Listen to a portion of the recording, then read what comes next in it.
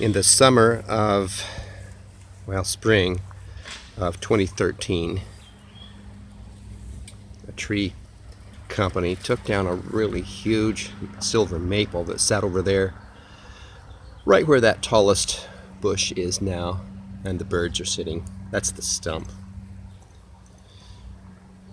And then in the spring of 15, 2 years later, I decided to go ahead with plans to build this tunnel pergola. And that was a big project, but I just kept plugging away at it, a board at a time.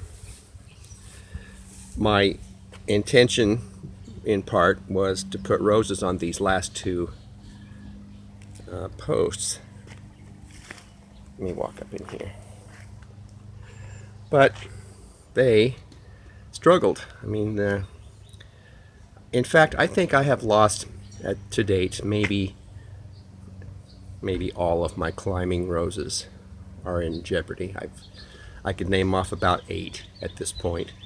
At one time I had on this very end a really nice Don Juan. Now Don Juan is a deep red, big, lovely rose.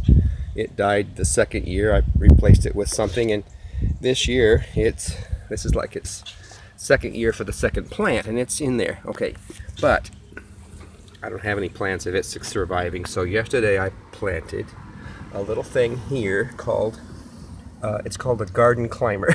I don't know what to expect of that, except that the lady next to me at the store said, "Oh, you'll love it. It'll climb way up."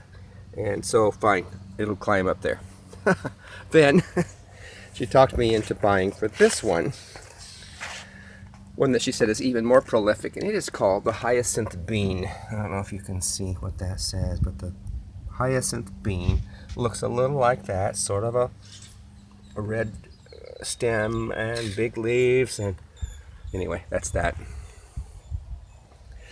In this place for 3 years I've had an apricot orange, gorgeous rose that literally filled this area and crossed over to the next beam.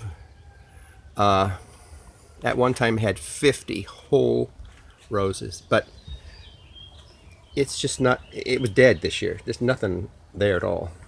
It struggled last year. And those are the kinds of things you think, oh, how lucky, I made a good choice, and then nothing, it just fizzles. So with that, we will change plans, and I will have fewer climbing roses because they just aren't doing well for me.